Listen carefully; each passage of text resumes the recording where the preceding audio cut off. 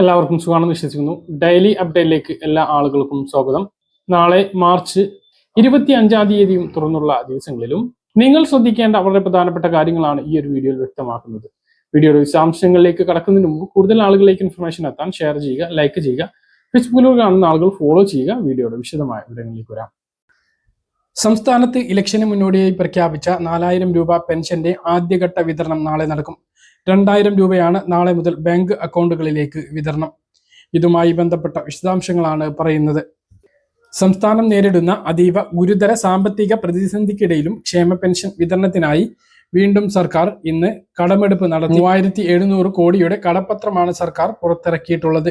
2 മാസത്തെ സാമൂഹ്യ സുരക്ഷാ ക്ഷേമ പെൻഷൻ വിതരണം ചെയ്യാനും സ്ത്രീ സുരക്ഷാ പെൻഷൻ ഒരു ഗഡു കൂടി നൽകുന്നുണ്ട്. അത് നൽകുന്നതിനും മറ്റ് സാമ്പത്തിക ആവശ്യങ്ങൾക്ക് കൂടി വേണ്ടിയിട്ടാണ് സർക്കാർ കടമെടുക്കുന്നത്. ഈ സർക്കാരിന്റെ അവസാന കടമെടുക്കലാകാനുള്ള സാധ്യത ഉണ്ട്.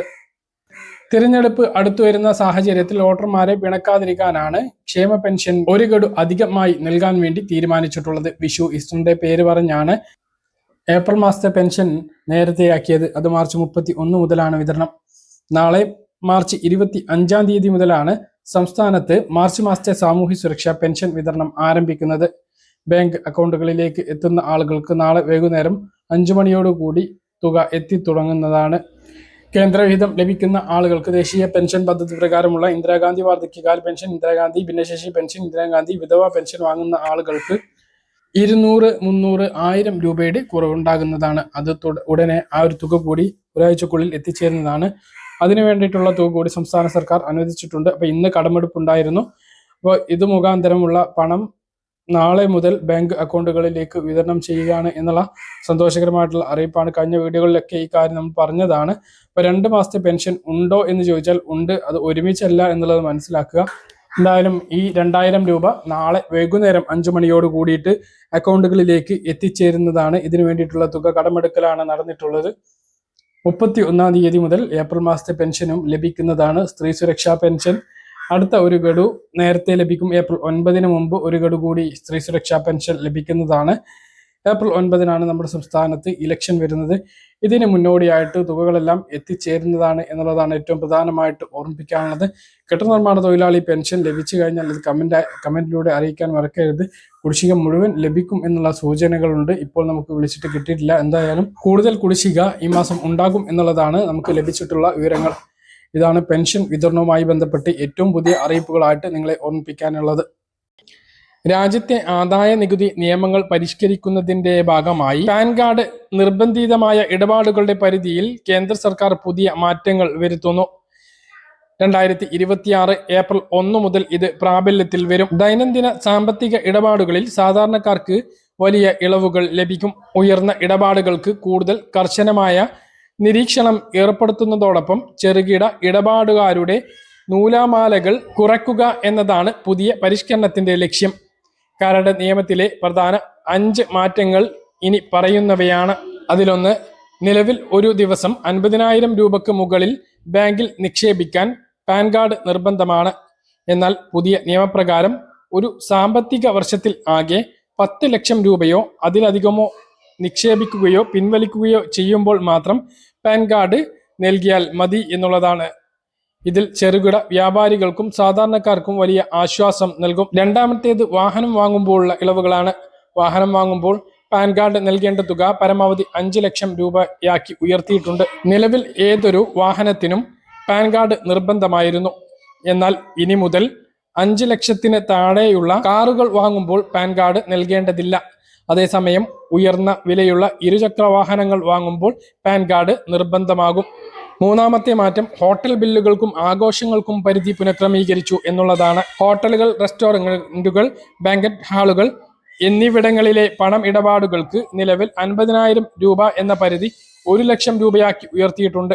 ഇതോടെ കല്യാണങ്ങൾക്കും മറ്റ് ഹോട്ടൽ പണം ഇടപാട് നടത്തുമ്പോഴും നേരിടുന്ന ചെറിയ തടസ്സങ്ങൾ ഒഴിവാകും. നാലാമത്തെ മാറ്റം, വസ്തു ഇടപാടുകളുടെ പരിധിയിൽ വന്നിട്ടുള്ളതാണ്. വസ്തു വാങ്ങുമ്പോഴും വിൽക്കുമ്പോഴും പാൻ കാർഡ് ആവശ്യമാകുന്ന തുക 10 ലക്ഷത്തിൽ നിന്നും 20 ലക്ഷം രൂപയാക്കി വർദ്ധിപ്പിച്ചിട്ടുണ്ട്.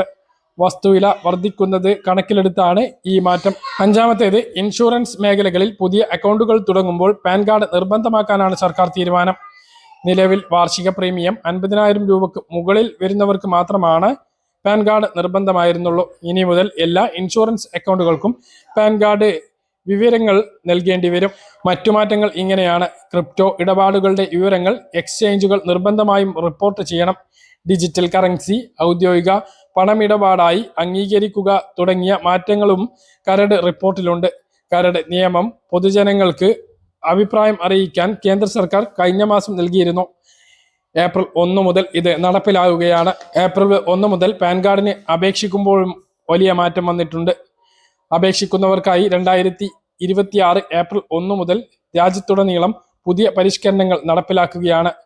അപേക്ഷാ ഫോമുകളിലും രേഖകളിലും വലിയ മാറ്റങ്ങളാണ് വരുത്തുന്നത്. ഈ 2026 മാർച്ച് 31 വരെ വളരെ എളുപ്പത്തിൽ ആധാർ കാർഡ് ഉപയോഗിച്ച് പാൻ കാർഡിന് അപേക്ഷിക്കാൻ സാധിക്കും. എന്നാൽ ഏപ്രിൽ 1 മുതൽ ആധാർ കാർഡ് കൂടാതെ മറ്റ് രേഖകൾ കൂടി സമർപ്പിക്കേണ്ടി വരും. പുതിയ നിയമപ്രകാരം ജനനതീയതി സ്ഥിരീകരിക്കുന്ന ആധാറിന് പുറമെയുള്ള പ്രത്യേക രേഖകൾ ആവശ്യമാണ്. ജനന സർട്ടിഫിക്കറ്റ്, വോട്ടർ ID അല്ലെങ്കിൽ passport, driving licence, SSLC book എന്നിവയിൽ ഏതെങ്കിലും ഒന്ന് നൽകിയാൽ മതിയാകും.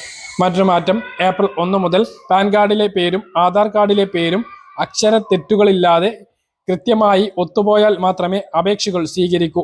നിലവിലെ പാൻ അപേക്ഷാ ഫോമുകളിൽ മാർച്ച് 31 തീർപ്പ് ഉണ്ടാക്കും. അത് നിലനിർത്തുകയും ചെയ്യും. ഏപ്രിൽ 1 മുതലാണ് പുതിയ ഫോമുകൾ ലഭ്യമാക്കുക. ഇലക്ട്രോണിക് ആൻഡ് ഇൻഫർമേഷൻ ടെക്നോളജി മന്ത്രാലയത്തിന് കീഴിലുള്ള കോമൺ സർവീസ് സെന്ററുകളിൽ ഈ വിവരങ്ങൾ പുറത്തുവിട്ടിട്ടുണ്ട്. കൂടുതൽ വിവരങ്ങൾക്കും സംശയങ്ങൾക്കും അടുത്തുള്ള CSEയിലോ abhirendra.pahal@csc.gov.in എന്ന മെയിൽ വിലാസത്തിലും ബന്ധപ്പെടാവുന്നതാണ്. അധിക നടപടികൾ ഒഴിവാക്കാൻ ആഗ്രഹിക്കുന്നവർ 2026 മാർച്ച് 31 മുമ്പായി പുതിയ അപേക്ഷാ നടപടികൾ പൂർത്തീകരിക്കുക. KYC കൂടുതൽ കർശനമാക്കും. ആധാറുമായി ലിങ്ക് ചെയ്ത മൊബൈൽ നമ്പറിലേക്ക് വരുന്ന OTP വഴി മാത്രമേ അപേക്ഷ പൂർത്തീകരിക്കാൻ സാധിക്കുകയുള്ളൂ. നിലവിൽ പാൻ കാർഡ് ഉള്ളവർക്ക് ഈ നിയമം ബാധകമല്ല. എന്നാൽ വിവരങ്ങളിൽ തിരുത്തൽ വരുത്താൻ ശ്രമിക്കുമ്പോൾ പുതിയ നിയമങ്ങൾ ബാധകമാകും. ഇന്ത്യയിൽ സാമ്പത്തിക ഇടപാടുകൾ നടത്തുന്ന പ്രവാസികൾക്കും ഈ പുതിയ രേഖാ സമർപ്പണ നിയമങ്ങൾ ബാധകമായിരിക്കും. അവർ പാസ്പോർട്ട് പ്രധാന രേഖയായി നൽകേണ്ടി വരും. ആധാർ കാർഡും പാൻ കാർഡും ബന്ധിപ്പിക്കുന്നതിനുള്ള സമയപരിധി 2025 ഡിസംബർ 31 അവസാനിച്ചിരുന്നു. ഇതിനുശേഷം പിഴയോടുകൂടി ബന്ധിപ്പിക്കാൻ അവസരമുണ്ട്. മാർച്ച് 31 കഴിഞ്ഞാൽ ബന്ധിപ്പിക്കാത്ത ആധാർ കാർഡ്, പാൻ കാർഡുകൾ റദ്ദാവാനുള്ള സാധ്യതയുണ്ട്. പിന്നീട് വലിയ തുക ഫൈൻ ഈടാക്കുകയും ചെയ്യും. മറ്റൊരു പ്രധാനപ്പെട്ട അറിയിപ്പ്, അടിയന്തര ആവശ്യങ്ങൾക്ക് പാചകവാതക സിലിണ്ടർ വേണ്ടവർക്ക് SOS സംവിധാനം നിലവിൽ വന്നു. വിവാഹം, ഗൃഹപ്രവേശനം, അടിയന്തരം, ആരാധനാലയങ്ങളിലെ ചടങ്ങ് എന്നിവയ്ക്ക് വാണിജ്യ LPG സിലിണ്ടറിന്റെ ക്ഷാമം പരിഹരിക്കാനാണ് സംവിധാനം ഏർപ്പെടുത്തിയിട്ടുള്ളത്. അടിയന്തര ആവശ്യം കാണിച്ച് സജ്ജമാക്കിയ പോർട്ടൽ വഴി SOS അപേക്ഷ സമർപ്പിക്കാം. കലക്ടറുടെ നേതൃത്വത്തിലുള്ള നിരീക്ഷണ സമിതിക്ക് അപേക്ഷയുടെ ആവശ്യകത ബോധ്യപ്പെടുകയാണ് എങ്കിൽ ജില്ലാ സപ്ലൈ ഓഫീസർ വഴി ശുപാർശ നൽകും. ഇത് അനുസരിച്ച് എണ്ണ കമ്പനികൾ പ്രാദേശിക ഏജൻസികൾ വഴി വിതരണം ചെയ്യും. പാചകവാതക സിലിണ്ടറിന്റെ ലഭ്യതയിൽ ഉണ്ടായ കുറവ് മൂലം ഹോട്ടലുകളും ഭക്ഷണശാലകളും അടക്കാൻ തുടങ്ങിയതോടെ വിവിധ സന്നദ്ധ സംഘടനകൾ ക്ലൗഡ് കിച്ചണുകളും സമാന്തര ഭക്ഷണശാലകളും തുടങ്ങിയിട്ടുണ്ട്. രാഷ്ട്രീയ കക്ഷികളും ക്ലബ്ബുകളും സംഘടനകളും സഹകരിച്ചാണ് ഇത്തരത്തിലുള്ള പ്രവർത്തനങ്ങൾ സംസ്ഥാനത്തിന്റെ വിവിധ ഭാഗങ്ങളിലായിട്ട് തുടങ്ങിയിട്ടുള്ളത്. സന്നദ്ധ പ്രവർത്തനങ്ങൾ വഴി ആശുപത്രികളിലേക്കും ഹോസ്റ്റലുകളിലേക്കും ഭക്ഷണം നേരിട്ട് എത്തിക്കാനും പദ്ധതികളുണ്ട്. സംസ്ഥാനത്ത് ഇന്ന് സ്വർണ്ണവിലയിൽ വൻ മാറ്റങ്ങളാണ് ഉണ്ടായത്. പലതവണയായി സ്വർണ്ണവില കൂടിയും കുറഞ്ഞു നിന്നു. അവസാനമായി പവന് 280 രൂപ കുറഞ്ഞ് 1,04,800 രൂപയിലാണ് നിലനിൽക്കുന്നത്. ഗ്രാമിന് 13,100 രൂപ. പറഞ്ഞ കാര്യങ്ങൾ കൃത്യമായിട്ട് മനസ്സിലാണെന്ന് കരുതുന്നു. ഇതുപോലുള്ള ഇൻഫർമേഷനുകൾക്ക് ഫോളോ ചെയ്യുക, സബ്സ്ക്രൈബ് ചെയ്യുക. മറ്റൊരു വീഡിയോയുമായി നമുക്ക് വീണ്ടും കാണാം. ഇതുവരെ.